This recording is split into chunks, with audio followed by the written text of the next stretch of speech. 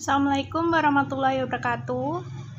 Kami dari kelompok 5. Di sini kami akan mempresentasikan hasil diskusi kami mengenai akuntansi transaksi salam. Nama saya Ayu Garmatasari.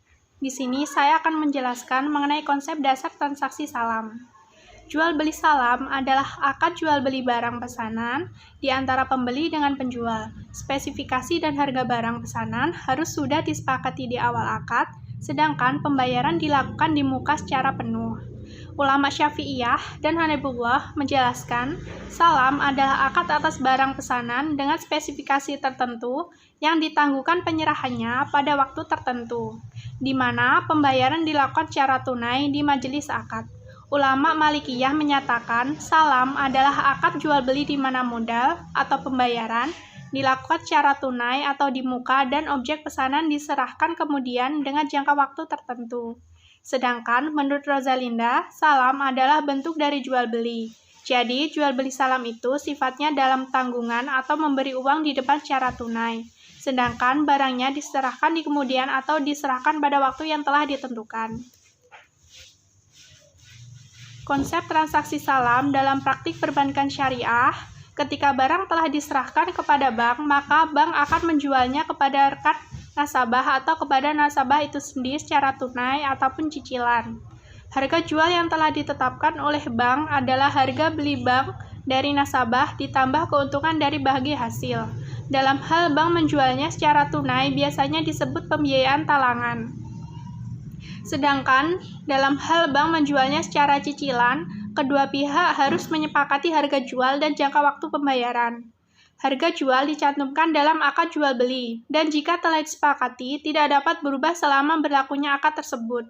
Umumnya, transaksi ini ditetapkan dalam pembiayaan barang yang belum ada, seperti pembelian komoditi pertanian oleh bank untuk kemudian dijual kembali secara tunai ataupun cicilan. Dalam menggunakan akad salam ini, hendaknya menyebutkan sifat-sifat dari objek jual beli salam yang mungkin bisa dijangkau oleh pemilik atau pembeli, baik berupa barang yang bisa ditakar, ditimbang, maupun diukur.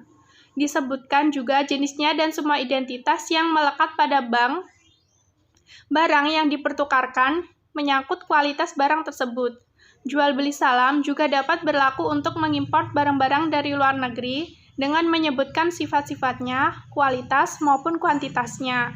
Penyerahan uang muka dan penyerahan barangnya dapat dibicarakan bersama dan biasanya dibuat dalam suatu perjanjian.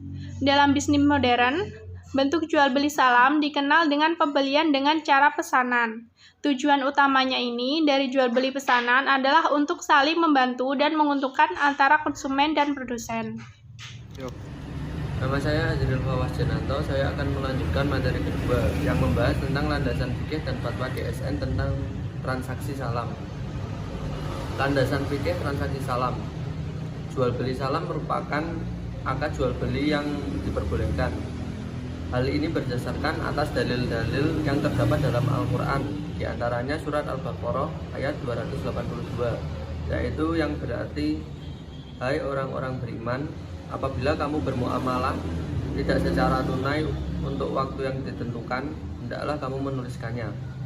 Ayat ini menjelaskan ketika kita melakukan transaksi barang, maka sebaiknya menulisnya untuk menghindari kesalahpahaman di antara kedua belah pihak.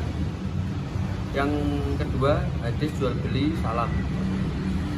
Ibnu Abbas menyatakan bahwa ketika Rasul datang ke Madinah, penduduk Madinah melakukan jual beli salam pada buah-buahan untuk jangka 1 tahun atau 2 tahun.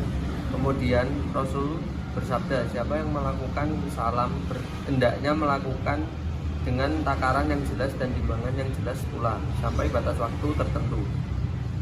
Dalam Sahih Bukhari, kitab jual beli salam, bab jual beli salam untuk batas waktu yang diketahui, hadis nomor 2094 disebutkan, telah menceritakan kepada kami Abu Nuaim, telah menceritakan kepada kami Syuf'an dari Ibnu Abi Najih, dari Abdullah bin Katsir, dari Abu Al-Minhal, dari Ibnu Abbas radhiyallahu an berkata, ketika Rasulullah Shallallahu alaihi wasallam tiba di Madinah, orang-orang mempraktekkan jual beli buah-buahan dengan sistem salam. yaitu membayar di muka dan diterima barangnya setelah kurun waktu 2 atau 3 tahun. Maka beliau bersabda, lakukanlah jual beli salam pada buah-buahan dengan takaran sampai waktu yang diketahui. Dan berkata, Abdullah bin Al-Walid telah menceritakan kepada kami, Syub'an telah menceritakan kepada kami Ibnu Abi Najih, dan berkata, dengan takaran dan timbangan yang diketahui atau pasti. Hadis riwayat Bukhari. Yang ketiga, ijma. Ijma berarti kesepakatan ulama.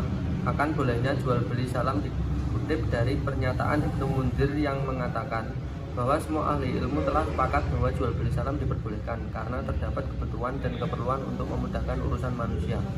Pemilik lahan pertanian, perkebunan, ataupun perniagaan terkadang membutuhkan modal untuk mengelola usaha mereka hingga siap dipasarkan.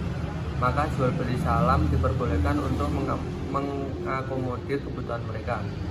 Ketentuan ijma ini secara jelas memberikan legalisasi praktik pembiayaan atau jual beli salam. Fatwa DSN tentang transaksi salam. Ketentuan Fatwa DSN MUI nomor 5 DSN MUI 4 Romawi 4 2000 menetapkan 6 hal. 1. Ketentuan pembayaran. A. Alat bayar harus diketahui jumlah dan bentuknya baik berupa uang, barang, atau manfaat. B. Dilakukan saat kontrak disepakati. C. Pembayaran tidak boleh dalam bentuk ibra atau pembebasan utang. Kedua, ketentuan barang. A. Harus jelas ciri-cirinya atau spesifikasi dan dapat diakui sebagai utang. B. Penyerahan dilakukan kemudian. C. Waktu dan tempat penyerahan barang harus ditetapkan berdasarkan kesepakatan. D. Pembeli tidak boleh menjual barang sebelum barang tersebut diterimanya. E. Tidak boleh menukar barang kecuali dengan barang sejenis sesuai kesepakatan. 3. Ketentuan tentang salam paralel. Dibolehkan melakukan salam paralel dengan syarat akad kedua terpisah dari dan tidak berkaitan dengan akad pertama. 4. Penyerahan barang. A. Penjual harus menyerahkan barang tepat pada waktunya. B. Jika penjual menyerahkan barang dengan kualitas yang lebih tinggi, maka penjual tidak boleh meminta tambahan harga sebagai ganti kualitas yang lebih tinggi. C. Jika penjual menyerahkan barang dengan kualitas lebih rendah, pembeli mempunyai pilihan untuk menolak atau menerimanya. D. Penjual dapat menyerahkan barang lebih cepat dari yang telah disepakati dengan beberapa syarat. A. Kualitas dan kuantitas barang sesuai dengan kesepakatan. B. Tidak boleh menuntut tambahan harga. E. Jika semua atau sebagian barang tidak tersedia tepat pada waktu penyerahan atau kualitasnya lebih rendah dan pembeli tidak rela menerimanya, maka pembeli memiliki dua pilihan. 1.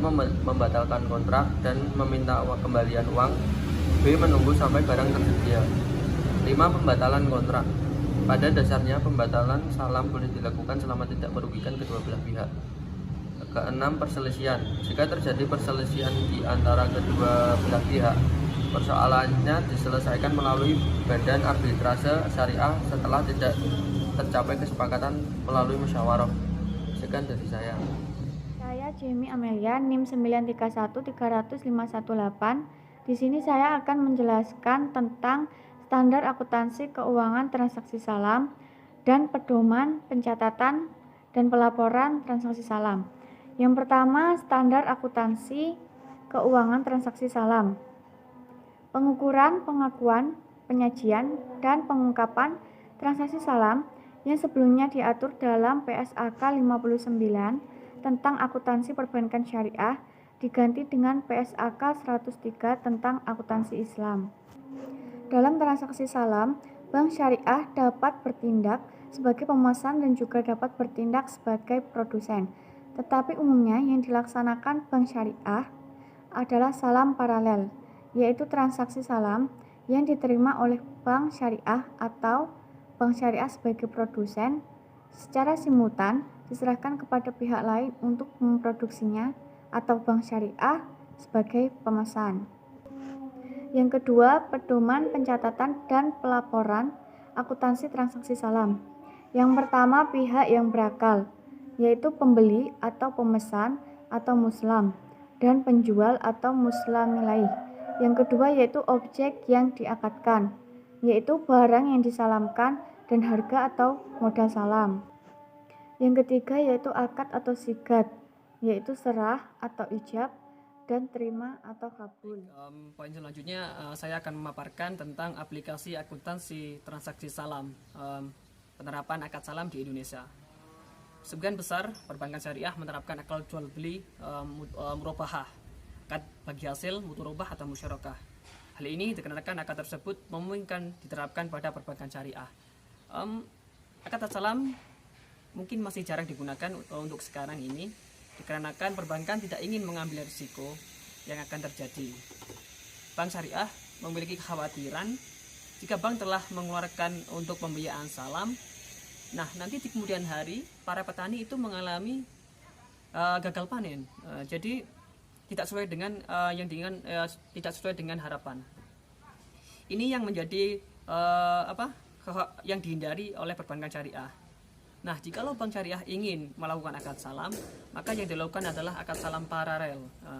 Ini adalah adalah bank itu telah lebih dahulu memiliki nasabah yang telah bersedia untuk membeli hasil tani yang diperoleh dari petani. Jadi bank telah memiliki customer sendiri, telah memiliki konsumen terlebih dahulu sebelum ketika sedang melakukan akad salam.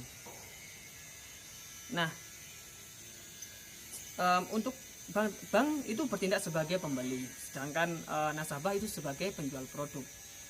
Selanjutnya adalah pembiayaan akad salam di lembaga keuangan syariah. Untuk ciri akad salam di lembaga keuangan syariah, yang pertama adalah bebas bunga, jelas. Yang kedua adalah berprinsip bagi hasil dan risiko. Dan yang ketiga adalah perhitungan bagi hasil tidak dilakukan di muka. Nah, ini sesuai dengan prinsip yang ada di Islam. Nah, selanjutnya muncul pertanyaan, apakah jual beli online itu termasuk akad salam? Ya, jawabannya iya.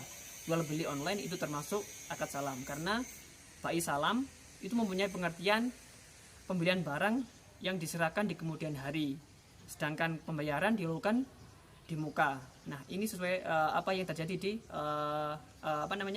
akad yang jual online juga begitu. Nah, jadi jual beli online itu termasuk akad salam.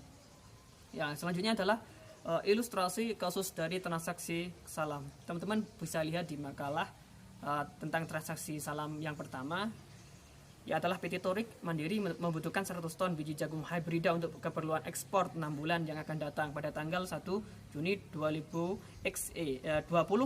Pada PT Torik Argo Mandiri melakukan pembelian jagung dengan skema dalam salam kepada Bank Syariah Sejahtera.